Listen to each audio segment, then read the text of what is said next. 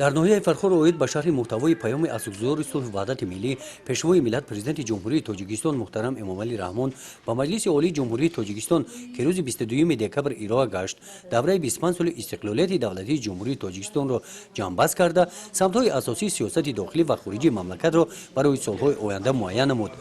گروه‌های کاری که در آنها نمایندگان دستگاه اجرایی پرزیدنت جمهوری تاجیکستان، وزارت و اداره‌ها، حزب خلقی دموکراتی، شورای جمعیتی، کمیته اجرایی حرکت جمعیتی وحدت ملی و احیای تاجیکستان شامل هستند. اوید همین موضوع در جماعت‌های دهات با ساکنان صحبت و ملاقات‌ها می‌گذرانند. در این واخری‌ها ماهیت این حجت مهم را در تاریخ جمهوری تاجیکستان به ساکنان فهمانیده اندیشه‌های آنها را می‌شنوند. این واخری آنها با ساکنان در جماعت دهات گلشن گذشت. امروز ما در جماعت دهات به نام گلشن ناحیه فرخار با زیاده از 150 نفر شهروندان، کارگران و دهقانان و همچنین زیایان ناحیه یک واخری سودمند دایر نموده با آنها ماهیت پیام پیشوای ملت پرزیدنت جمهوری تاجیکستان با مجلس عالی جمهوری تاجیکستان را فهمانده دادیم و اهالی نیز سیاست نجیبانه راهبر دولت را سر مسئله پیشروی ترقیات تاجیکستان،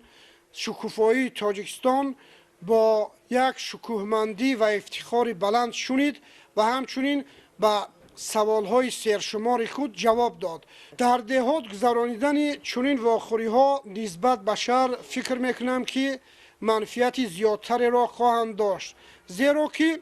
جامعه زیایا نسبت به جامعه شهری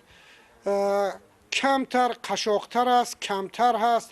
و همچنین دسترسی به اطلاعات کمتر است. این واخوری رو به رو که از جانب کارمندان دستگاه اجرایی پرزیدنت جمهوری تاجیکستان، کارمندان سود کنستیسیونی، کارمندان پروکراتورای گنرالی و پروکراتورای ولایت، سردبیر صدای مردم و همچنین عالمان و آموزگاران فاکولته حقوق شناسی دانشگاه دولتی ملی تاجیکستان برگزار می‌گردد، امکانیت می‌دهد که در صحبت و تکالم‌ها، گفت و شنیدهای گفت و رو به رو آدمان برای خود یک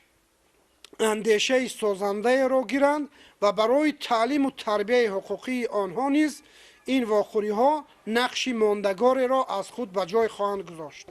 در جماعت دهات دهخانریق نمایندگان سود کنستیسیونی، پروکراتورای ولایت ختلان، سرمحرر روزنامه صدای مردم، استادان دانشگاه ملی تاجیکستان محتوای پیام پرزیدنت تاجیکستان را به ساکنان فهمانیدند. طوری از اندیشه‌های ساکنان معلوم گردید ساکنان ناحیه فرخار از قبول گردیدن خدمات سازمان ملل متحد اوید به اعلان داشتن 10 ساله بین المللی عمل او برای رشد استوار آن را یکدلانه جانبداری می‌نمایند.